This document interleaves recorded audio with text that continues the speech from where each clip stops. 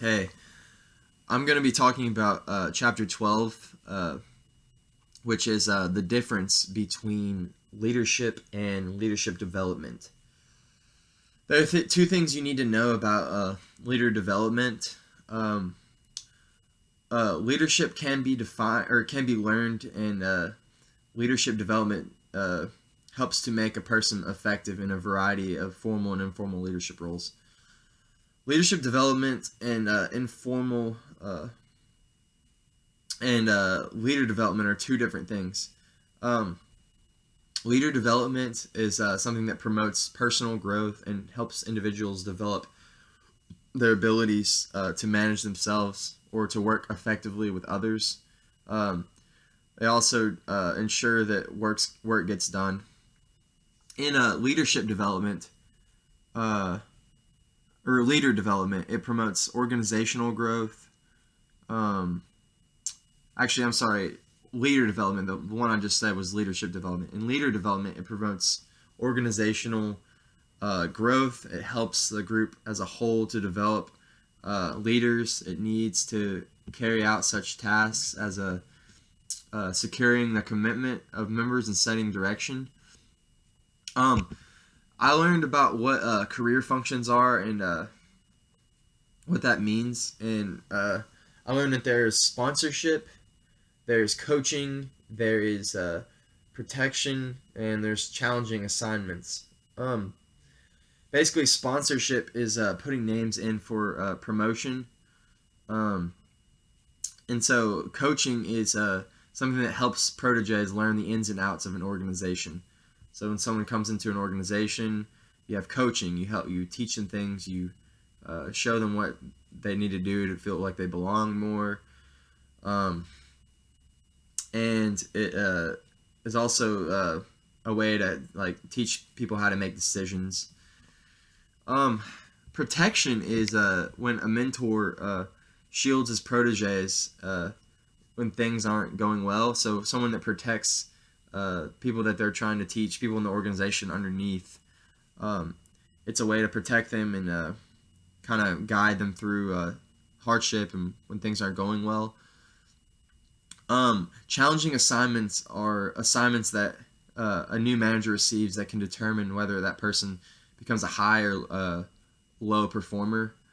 Um, when you so basically the new manager needs to is it's a way that a kind of an assessment they can do to like test with the employees or test themselves and if they're a low or high performer and what they need to do to kind of shape the company, kind of shape the culture, kind of shape the overall productivity of the company. So it's important to have challenging assignments to figure that out. Um, I also learned about the four psychosocial functions, which is role modeling, acceptance, uh, and or acceptance and confirmation, and then counseling, and then counseling and then friendship.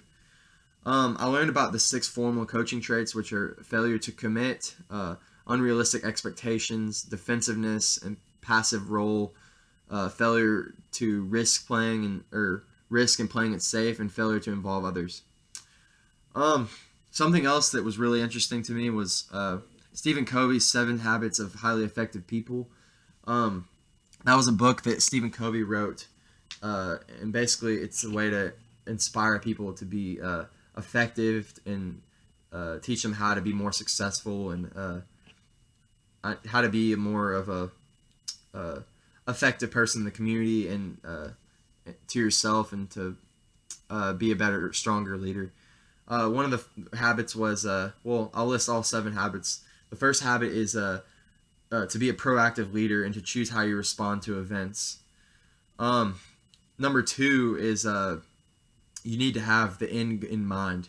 So when you make decisions, when you go about your life, you need to have an end goal and why you're behaving that way, why you're doing this, why are you getting up early every morning, why are you working where you work. You don't have an end goal because you want to do this because you want this. Third habit is put uh, first things first. So you need to do what's most important to you right now at that moment. You don't need to do things that don't matter, unrelated. You got to do what's first. What's prioritized? What do you prioritize? Number habit four is to think win-win. So you gotta think positive. You gotta have a positive outlook. You can't be negative. You gotta think like, I'm gonna do this. I'm gonna win here. I'm gonna win here. I'm gonna put myself in win-win situations where I can't possibly lose. I can't possibly be um, taken down by negativity.